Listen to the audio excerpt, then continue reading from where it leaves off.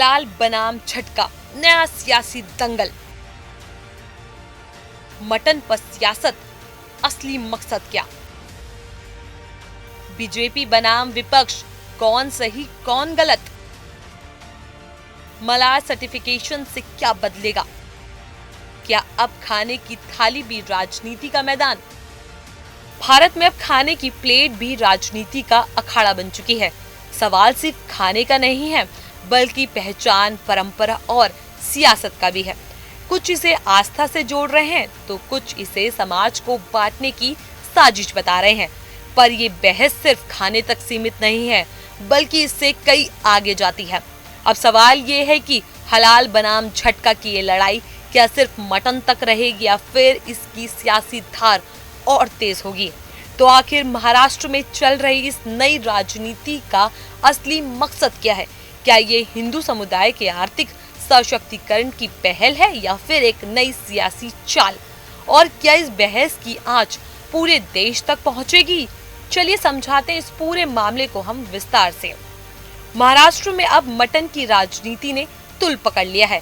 हलाल और झटका मटन को लेकर सत्तारूढ़ बीजेपी और विपक्ष आमने सामने है। विवाद तब शुरू हुआ जब महाराष्ट्र के मंत्री नितेश राणे ने मलार सर्टिफिकेशन की शुरुआत की। यह हिंदू खटीक समुदाय द्वारा संचालित एक प्रणाली है जो झटका मटन को प्रमोट करती है। नितेश राणे ने इसे हिंदू समुदाय के लिए एक बड़ा कदम बताया और लोगों से अपील की है कि वे बिना मलार सर्टिफिकेशन वाली दुकानों से मटन न खरीदें। दरअसल हलाल प्रक्रिया में जानवरों को इस्लामिक रीति रिवाजों के अनुसार धीरे धीरे हलाल किया जाता है, जिससे इसका पूरा खून निकल जाता है, जबकि झटका प्रक्रिया में झटके से गर्दन काट दी जाती है। इसे लेकर लंबे समय से बहस चलती ही आई है। बीजेपी के अनुसार मलार सर्टिफिकेशन हिंदू समुदाय के युवाओं को आर्थिक रूप से सशक्त करने का एक जरिया है, जबकि विपक्ष इस समाज को बांटने की साजिश बता रहा है। एनसीपी नेता जितेंद्र आलाड ने इसे बीजेपी को नाकामी छिपाने की कोशिश बताई, तो वहीं शिवसेना के नेता संजय राउत ने इसे देश में दंगे भड़काने की साजिश करार दिया है। उनका कहना है कि बीजेपी जानबूझकर सांप्रदायिक मुद्दों को हवा दे रही है ताकि असल मुद्दों से ध्यान भटकाया जा सके। लेकिन ये पहली बार नहीं है जब हलाल बनाम झटका की बहस को हवा दी गई हो। इससे पहले भी कई बीजेपी राज्यों में हलाल उत्पादों के खिलाफ अभियान चलाया गया था। अब महाराष्ट्र में इस नई बहस ने सियासी माहौल को गरमा दिया है।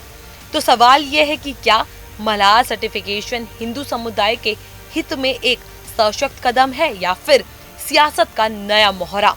क्या झटका और हलाल की इस बहस का मकसद धर्म को बचाना है या फिर वोट बैंक की राजनीति को धार देना?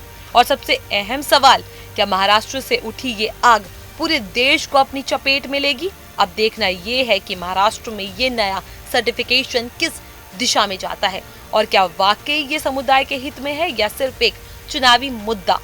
आपका क्या मानना है? हमें कमेंट सेक्शन में जरूर बताएं।